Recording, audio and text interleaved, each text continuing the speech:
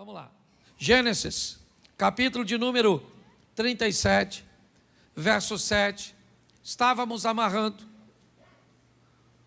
os feixes de trigo no campo, quando o meu feixe se levantou e ficou em pé, e os seus feixes se ajuntaram ao redor do meu e se curvaram.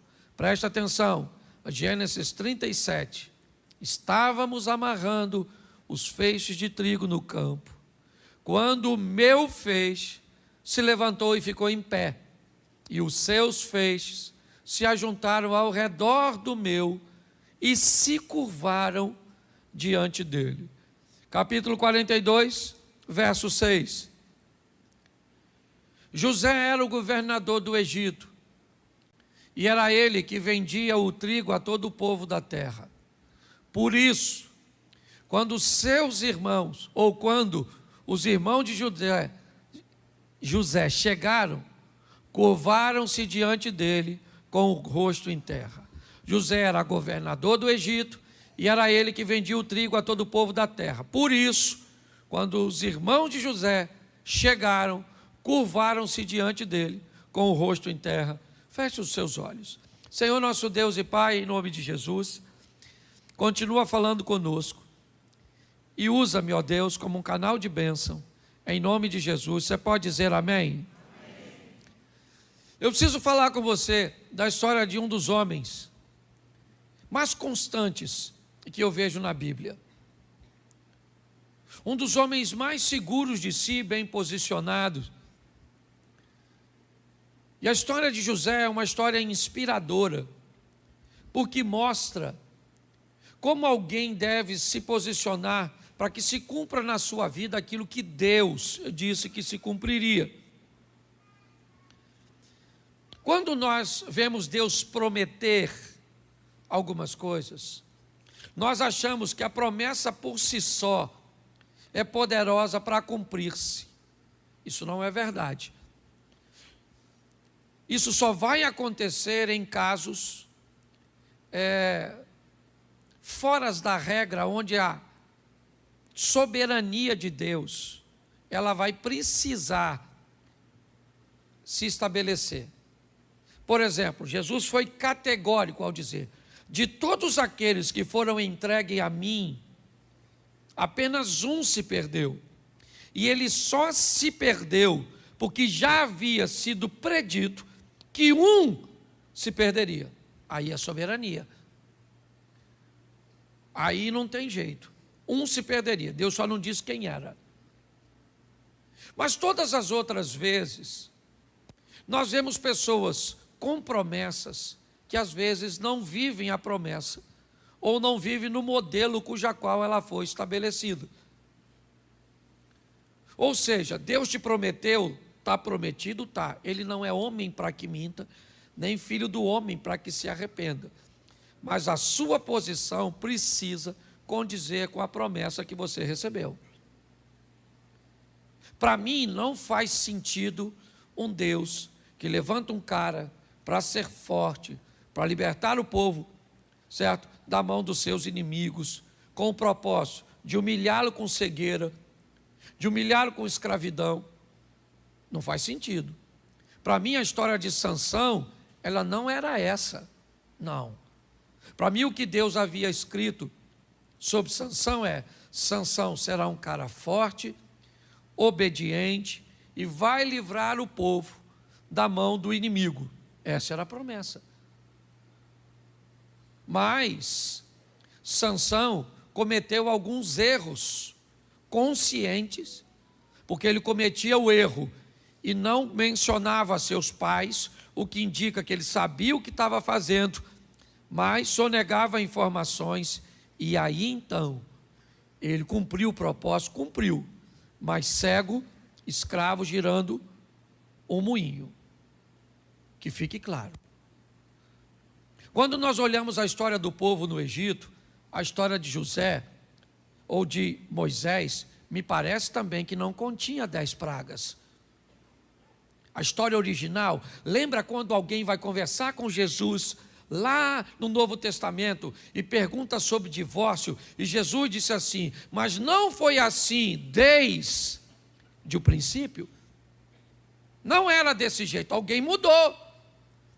Me parece que a história da libertação era ou José se torna governador e leva o povo. E eu então preparo um faraó para tirar o povo. Quando Moisés mata o egípcio e aborta a missão, Deus corrige a rota, refaz o plano que era libertar o povo. Esse era o plano, e o plano vai se cumprir, de um Moisés que vai sofrer no deserto, que vai passar por uma série de adversidades que não era necessário segundo o plano original. Muitas pessoas levam para si um nível de vida extremamente ruim, uma trajetória cheia de dores, de percalços, de crise, de perdas, e não precisava ser desse jeito. Todas as vezes que você vê alguém sofrendo, ou não vou dizer todas, porque algumas pessoas, e eu vou mostrar isso com José, sofrem de forma injusta, mas a maioria delas estão colhendo aquilo que plantou. Essa é a grande verdade. E aí, quando a dor vem, se você parar para observar, na maioria das vezes você enxerga um culpado, e ele não é Deus. É exatamente você, nós mesmos, a nossa ação. Presta atenção na história desse cara, porque quase 20 anos antes, ele escuta Deus falar com ele através de sonhos. Um dia, você vai estar em pé, e todos os seus irmãos vão estar curvados diante de você. Essa foi a promessa, vindo através de um sonho. No capítulo 42, quase 20 anos depois,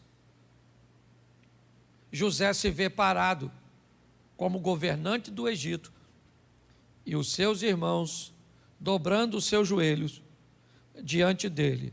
Ali se cumpria a promessa do capítulo 37, acontece no 42. Mas o que José teve que fazer para viver isso? É isso que eu quero ver com você, porque provavelmente você já deve ter recebido inúmeras promessas, inúmeros lugares que você passou, de gente que não te conhecia, que não sabia quem você era, que não conhecia a sua história, te deu uma palavra profética para o futuro. E você, preso a essa palavra, ou não, você olha para seu futuro hoje e diz, cara, não se cumpriu nada, nada aconteceu. Então dá uma olhadinha aqui na história dele. Eu vou contar rapidinho, são 22 minutos que eu tenho, eu não vou passar do horário. Primeiro vamos olhar o pano de fundo dessa história. Raquel é uma mulher que tem um sonho de ter filho, porque não tem.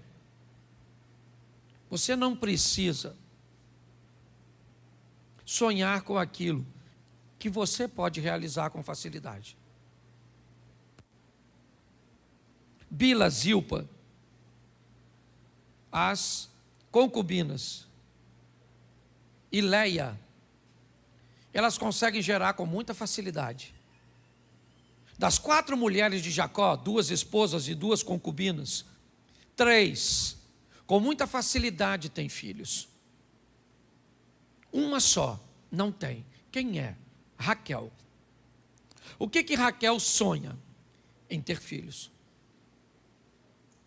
Para ela é algo dificílimo, impossível. Lia ou Leia nunca sonhou em ter filhos. Não. Bila nunca sonhou em ter filhos.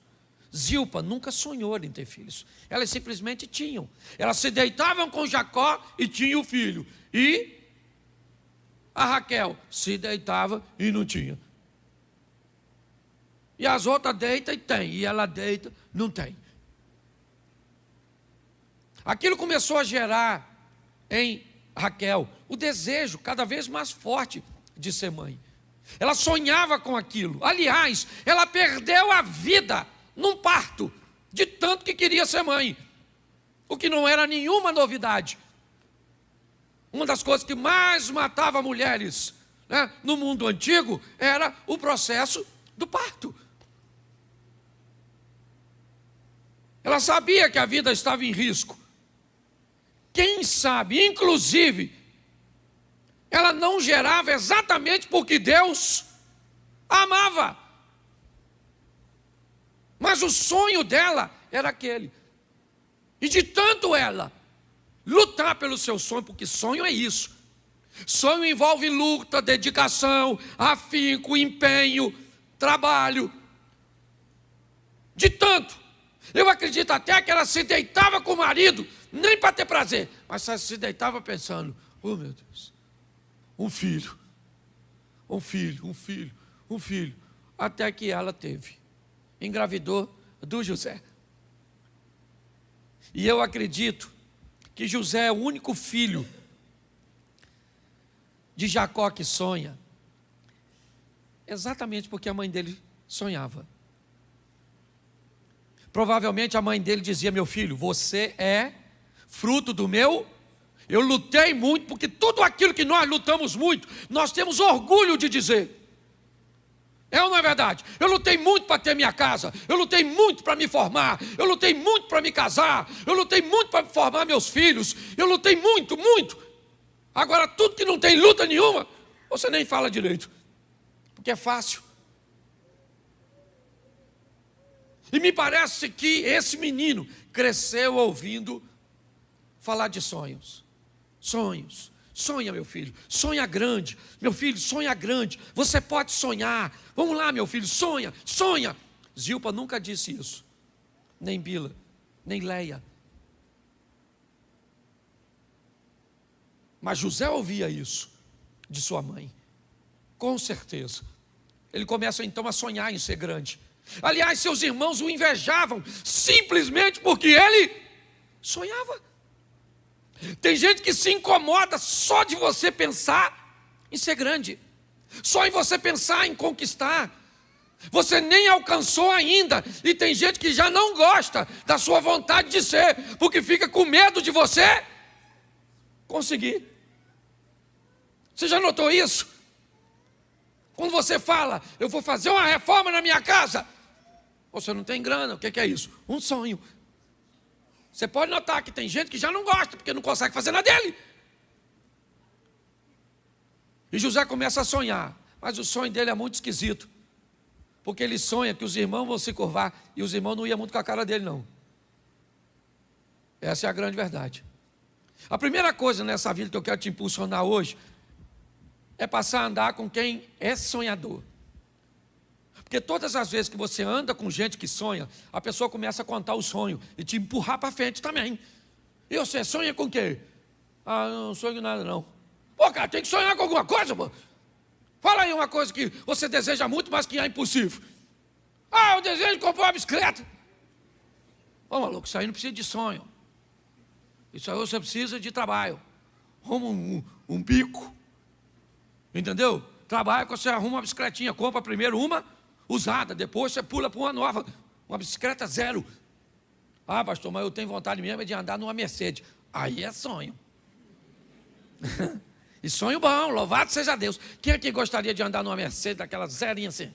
Isso, tem gente que nem levantou a mão. Isso aí. Porque provavelmente deve ser um Lamborghini, uma Ferrari, um Porsche, Mercedes é pouco. Certo? Mas preste atenção. Anda com sonhador, com quem sonha, sonha. Às vezes eu estou numa roda com amigos, nós começamos a falar o que vamos fazer na igreja. Aí você fala um negócio, você vê o olho do outro brilhar. Porque ele já quer que você termine de falar para ele falar do sonho dele. Entendeu? Se você contar, por exemplo, que está esperando um homem bonito, inteligente, rico, para uma mulher que não sonha, ela vai falar, você é louca, garoto. Esse homem não existe, se existir, já está casado. Agora conta para uma mulher sonhadora. Ah, eu quero um homem louro, alto, dos olhos azul, assim, rico. E você pode olhar na cara da sonhadora que ela fica assim, ó. O que é isso? É vontade de falar do seu. Você termina de falar, eu quero louro, não quero moreno. 1,83 m, não quero nem 84, já falei, certo? Quero assim. Agora, conta seu sonho. Fica andando com quem não sonha. Só anda com cabeça de bagre. Está lá. Ele começa a sonhar, só que ele sonha muito alto. E o texto diz que os irmãos dele têm um comportamento muito ruim. Você quer realizar seus sonhos? Aprenda uma coisa, sempre vai ter perto de você gente com comportamento ruim. Onde? Em tudo quanto é lugar. Na igreja tem gente com comportamento ruim? Tem? Pois é, tem. Na sua família tem gente com comportamento ruim? Tem? No seu trabalho tem gente com comportamento ruim? Sangue de Jesus tem poder. Na sua universidade, na sua escola tem gente com comportamento ruim? No seu ciclo de amizade tem gente com comportamento ruim? E aí, querido? Como é que você faz? O texto diz que José está vivendo num ambiente onde o comportamento é mau, mas ele se mantém firme, porque ele não é todo mundo, ele sabe quem ele é. Então sempre vai ter gente perto de nós para nos dar um exemplo negativo, mas é você que diz se vai ou não vai seguir. O José está lá, os irmãos dele estão vacilando, e o José está lá. Pô, mas todo mundo está fazendo, mas eu não sou todo mundo. Mas todo mundo está, mas eu não sou todo mundo, porque eu não faço o que todo mundo. Não faço. Aí começa a acontecer um problema. Por quê? Quando você se comporta diferente de todo mundo, ou todo mundo sai da sua vida, ou você sai da vida de todo mundo. Porque não cabe mais, fica um negócio assim desconectado. O ambiente não é mais para você, ninguém te chama mais para o churrasco, ninguém te chama mais para a festinha, porque agora tu não bebe, tu não fala palavrão, tu não faz fofoca, tu anda vestidinha. Entendeu? Tu não gasta mais dinheiro.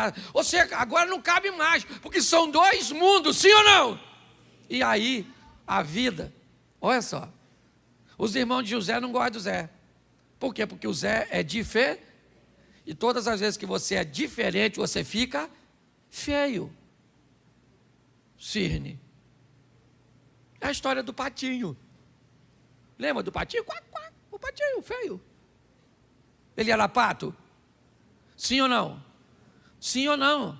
Bom, gente, vocês não conhecem nem fábula infantil? Se eu cantasse agora aqui, levanta e vai de ladinho. Todo mundo canta. Mas o patinho, tu não sabe? A pata teve uns patos. Dentre os patos tem um pato diferente. O pato não parece com os outros. E quando um pato não parece com os outros patos, ele é o quê? Feio. Porque no trabalho, se você não for igual a todo mundo e fazer o que todo mundo faz, você fica feio. Entendeu? Faça o que todo mundo está fazendo. Pense o que todo mundo está pensando. Isso, compre batom. Hipnotiza. Essa é velha. Só os fossilizados riram. Os mais novos sabem nem o que eu estou falando. Você entende? Para pensar. Todas as vezes, você muda de postura, você fica feio. Você fica fedido. Ninguém quer mais ficar perto de... O que é a vida? Tirando de perto de você quem não cabe no seu presente. Porque Deus quer te levar para lugares que pessoas que estão hoje não cabem na sua vida. Deus quer te levar para viver determinadas coisas, que costumes, hábitos, lugares, não cabem mais na sua vida. Não interessa se é certo ou se é errado. Os outros podem ir, você não pode, acabou. Por quê? Porque não pode, não cabe na sua vida. Os irmãos falaram assim, nós não aguenta mais o Zé. Esse sonhadorzinho. Sonha com sol, com luazinha, com estrelinha, com molinho, e nós não sonhamos com nada. Então o que é que nós vamos fazer? Tirar esse cara de perto da gente. Ninguém quer mais se relacionar. Ah, pastor, ninguém mais quer falar comigo. meus amigos, foi tudo embora. Pois é, querido, é Deus removendo gente para levar você para o lugar que Ele quer que você esteja. Acabou. Para de chorar por gente que não cabe no seu futuro. Amanhã Deus pode trazer de volta. Porque quando Deus quer mudar a vida das pessoas, lembra? Abraão, faz o quê? Sai da sua terra e da sua parentela. Rutinha, sai do território de Moabe. Agar, saia do Egito. Entendeu? Você, saia desse estilo de vida. E eu vou levar você para onde as coisas estão acontecendo. Onde elas estão acontecendo? Ele vai ser governador, pois sonha com sol e lua. E ainda tem estrela que indica direção. Porque nessa vida, para você vencer, você precisa de governo e direção. Os irmãos de José vão vendê-lo. Gente, essa é uma das estratégias mais poderosas do diabo. Fazer os irmãos do José vender o José. Por quê? Porque aí corre o risco de ele ficar magoado, ressentido. Porque o que mais paralisa pessoas é o quê? Parente, gente de casa que te machucou, que te feriu, que abusou de você, que fez uma fofoca. Nossa, você fica tão sentido com isso. Está assim de gente, ó. Sabe qual é um dos maiores problemas hoje, comportamentais na igreja? Paternidade. Sim, a ausência ou a presença de alguns pais tóxicos é o que mais deforma a pessoa. Parente. Os irmãos de José venderam José. Perguntinha básica: José queria ir para o Egito, sim ou não? Sim ou não? Mas ele foi? Ele foi? Foi. Vocês estão melhor que o primeiro grupo. Quando eu usei a frase nesse tom, ele foi! Todo mundo ficou quieto no primeiro culto. E eu já faço de propósito para saber o quanto você sabe sobre o que você pensa que sabe. O José foi para o Egito, mas ele queria ir. Mas ele foi, mas ele queria ir. Mas ele foi, mas ele queria ir, mas foi. Porque às vezes, o que a Bíblia está dizendo? A Bíblia está dizendo que às vezes você vai para lugares que você não quer ir. Você vai viver coisas que não quer viver. Mas quando a vida te levar para lugares que você não quer ir, leve Deus como seu companheiro de viagem. Fala para Deus: vão comigo. Ele foi vendido para o Egito. Raquel foi com ele. Jacó foi com ele. Mas quem foi com ele? E que se Deus for contigo, meu filho, onde você estiver, a prosperidade tem que vir atrás de você. Olha só. Ô, gente, depois você lê a história do José.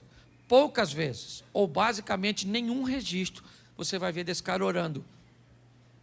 Pastor, agora o senhor, o senhor está dizendo que o crente não tem que orar? É lógico que não, orar e sem cessar, está lá. Mas presta atenção, quanto mais besteira você faz, mais oração você tem que mandar para cima, para corrigir o que você fez embaixo. A não ser que as suas orações sejam só de agradecimento. Senhor, muito obrigado, Senhor, muito obrigado, Senhor. Louvado seja o teu nome, Senhor, muito obrigado. Teu nome é exaltado, louvado seja o teu nome. Não estou precisando de nada. Só vim aqui para agradecer, louvado seja o Senhor. Quem é que ora assim? A maioria é me dá. Estou precisando, o Senhor precisa do milagre, preciso do milagre, culto milagre. Abre a porta, rasga o céu, abre a porta na terra, envia pessoas, envia isso, envia aquilo. Senhor, estou precisando. Pode notar que é só para corrigir besteira que a gente fez. Pensa num cara maneiro, o Zé. Viveu a vida certinha. Pensa numa vida que, não vou dizer que ele não teve dor, mas todas elas tiveram um propósito. Você não vai ver esse cara sofrendo com filhos como Davi sofreu. Você não vai ver esse cara sofrendo com filhos como Samuel sofreu, como Eli sofreu, como Moisés sofreu, como Isaac sofreu. Não, a postura de José sempre foi uma postura muito ordeira, muito certinha, e isso facilitou demais a vida dele. É isso que eu quero que você entenda. Ele agora está indo para o Egito, é verdade. E por que é que ele está sendo vendido? Não porque fez besteira, muito pelo contrário. Ele está indo para o Egito por quê? Porque o seu comportamento é acusador demais. Ô pastor, mas o José nunca acusou seus irmãos. Querido, não seja tolo. Todas as vezes que você é honesto no meio de corruptos, você não precisa falar nada. Todas as vezes que você é fiel no meio de infiéis, você não precisa falar nada. Está todo mundo de olho em você. Quando você prospera num ambiente onde ninguém prospera, você não precisa falar nada, está todo mundo olhando para o seu casamento, para a sua vida, para os seus filhos, para o seu negócio, para a sua caminhada de fé. E vão te perseguir, mesmo que seja sem palavras, porque você tem vida, e vida fala mais do que palavras. Os irmãos vendem José. Mas quando ele chega no Egito, o texto diz, e Deus era com ele. E esse cara começa a prosperar. Sim, ele prospera. Por quê? Porque vive corretamente. Ah, mas ele foi vendido. Tá bom, cara, tá bom. Ele não queria ir, mas foi. A vida vai te levar. Vai tirar de você coisas que você não gostaria de perder. Vai trazer para a sua vida coisa que você não gostaria de estar perto. Vai te dar funções que você não gostaria. Vai tirar funções que você gostaria. Porque isso é Deus agindo, movendo, fazendo em nós o desejo dele e não o nosso. Ele agora está lá como escravo na casa do Potifar, que fica maravilhado com José, que notou que Deus é com esse rapaz, um escravo promissor, em ascensão. Mas na casa de Potifar também tem uma mulher que vai gostar de José. A mulher do Potifar. Ela queria o José. Ela gostou dele. É um rapaz legal. Trabalha na casa dela. E ela está de olho no Zé. E provavelmente José começou a ficar de olho nela, porque ele não é cego. E a mulher do Potifar quer o José. Ela falou, Zé, vem deitar comigo. O Zé falou, não, maluco, não vou pegar você não. Ela falou, me pega, Zé. E o Zé falou, não pego. Não que eu não queira, ou não posso. Porque é isso, às vezes você quer, mas não pode, que não tem esse negócio de não querer não, filho. E a mulher fica olhando para mim como se vocês não olhassem também para outro homem. Tudo vai querer me enganar? Vocês são gente, quando passa um homem bonitão, fala sério que vocês não olham. É que vocês são dissimulada. Você olha sem os homens notar. O homem é bobo, trouxa, a mulher passa, ele faz assim, ó.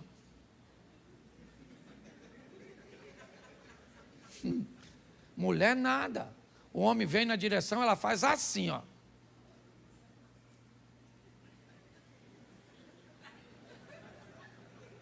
Três olhadas, já olhou tudo. O marido dela nem viu. Na primeira olhada, ela escaneou o malandro. A segunda olhada, ela comparou com o marido. A terceira olhada, ela reprovou o marido. E o marido nem notou. Estou falando de desejo, não. Estou falando de gente. Gente! O José queria pegar ela, sim ou não? Sim ou não? Devia ser gostosa? Bonitona? Porque era para acabar com o sonho do Zé. Entendeu, querido? O diabo vai botar coisa feia perto de tu, não, maluco. Abre esse olho seu. Fica de olho nas oportunidades que o diabo vai criar para derrubar você. Aquela mulher falando, vem Zé, vem Zé. E o Zé não, maluco. Caraca, mano, que dificuldade, essa maluca é doida. Caramba, Senhor, me dá força para não pegar essa maluca. Rapaz, nossa, porque é assim, querido. Você está rindo de você mesmo. Eu não sei qual é a área que o diabo vai criar para... Até que a mulher agarrou o Zé. Não conseguiu. Agarrou o Zé saiu correndo, deixou a capa para trás. E se tem uma coisa nesse mundo... Deixa eu ver como é que eu me posiciono. Que é um troço complicado. É uma mulher menino. A mulher montou o escândalo. Socorro! Tarado do Egito. Tentou me agarrar e tal. E o Zé, ó, saiu correndo. Aí quem chegou? O Potifar. Potifar chegou e falou, o que você passa nesse ambiente? Ela falou, quê? O Zé tentou me violar. O Potifar sabia que Zé não ia pegar. O Zé era um cara maneiro, mas ele precisava tomar uma providência. Então mandou prender o Zé. Lá vai o Zé preso. Ele tentou agarrar a mulher assim ou não? Injustiça ou não é? É ou não é? Ele é um cara obediente ou não é? Então quer dizer que obedecer coloca você sempre num ambiente de justiça? Sim ou não? Claro que não. Às vezes você faz tudo certo, parece que o mundo vira contra você. Mas fica quietinho no certo, que aquele que há de vir virá e não tardará. Não muda de postura não, que Deus está querendo se revelar a seu favor. Tem gente que fica revoltadinha. Então agora você vai ver. Vou sair, vou beber todas, vou pegar todas, vou para o inferno, você vai ver. Parece que o prejudicado é Deus. Tem gente muito engraçada. Diz que vai para o inferno para Deus ficar com remorso. Eu digo, no final de tudo, eu destruo o Satanás, eu sei tudo junto e acabou o problema. Pois é, o Zé foi preso, coitado. Injustamente, sim ou não? Sim ou não? Isso. Quando alguém faz uma coisa que você não merece, fica calado. Quando alguém faz alguma coisa que você merece, muda de postura. Se alguém falou algo que você fez, não reclame, muda de postura. Se alguém disse algo que você não fez, cale essa boca, porque Deus vai agir a seu favor. Entendeu? Então das duas você não precisa falar nada. Ou você muda de postura e fica quieto porque você precisa mudar. Por exemplo, os outros me chamavam muito de palhaço. Por quê? Porque eu passava quase o culto todo contando história engraçada. Seu palhaço, lúdico, nem sei o que é, mas é quase igual palhaço. Na boca dos intelectuais, lúdicos. Um dia eu fui assistir um negócio meu, uma palestra minha, um DVD, eu falei, sangue de Jesus tem poder. Isso é um circo. E eu vi que o pessoal estava falando de mim, era diminuir. Não acabei, porque Deus me chamou de bobo da corte. Falei com ele, pô, senhor, o senhor não está vendo que brinca assim? Me dá uma mensagem séria, assim, uma coisa mais centrada. Curve as vossas frontes, porque o Espírito de Deus vai descer neste lugar. Isso, aleluia. Não é minha área não é, minha área é a área da alegria. E eu fui falar com Deus, Senhor.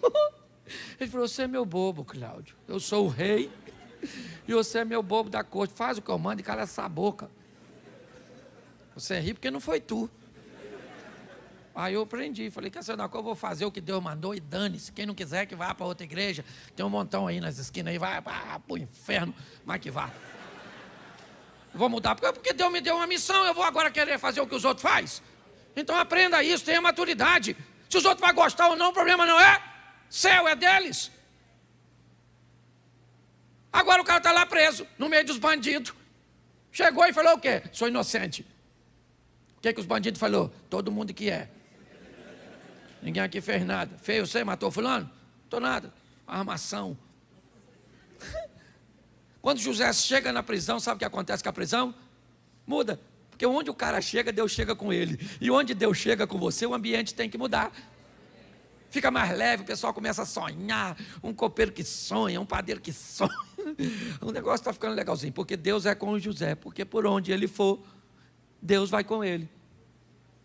Lá ele queria sair, ele estava satisfeito não. Ele ficou chateado. Muito tempo preso, ele falou com o copeiro, quando o copeiro for solto. Pô, cara, fala para o farol lá que eu não sou tarado não. O cara esqueceu dele. Ingratidão. Você aprende a sobreviver isso. Gente ingrata. Você faz muita coisa pela pessoa e na hora que você mais precisa, a pessoa lhe vira as. É desgraça demais para um Zé só. Mas eu gosto do Zé, que ele não fala nada do copeiro. Não fez uma fofoquinha, pelo menos não deixou registrado. Passou o tempo, o faraó sonhou. Quem é que interpretava o sonho? O José. Aí o copeiro lembrou, quase 2 anos depois. Ih, caraca, lembrei do Zé. Caraca, era para ter lembrado 3 dias. Ih, perdi a amizade. José agora sai da prisão. Estão gravando isso? Beleza. José sai da prisão para o governo. Entendeu? Agora ele governa. Eu não falei nada. Não era nada disso, não era isso que vocês estão pensando. Também não vou consertar, não. Deixa quieto. Eu só não queria ser incoerente com o meu discurso. Tá? Agora José está governando. Quando ele assume o governo, sabe onde ele vai? Na casa do Potifar. Foi lá com o Potifar. Chama o Potifar aí. Chama o Potifar e a maluca da mulher dele. Fala que é o Zé, governador dessa jossa toda agora. Fala aí agora, maluca, que eu tentei te agarrar aquele dia. Fiquei preso um tempão por sua causa. Fala, não peguei você porque não quis. E você cala a boca, chifrudo. Ele fez isso sim ou não? Ele fez isso sim ou não? Porque quando Deus te der vitória, não é para você esfregar na cara de ninguém.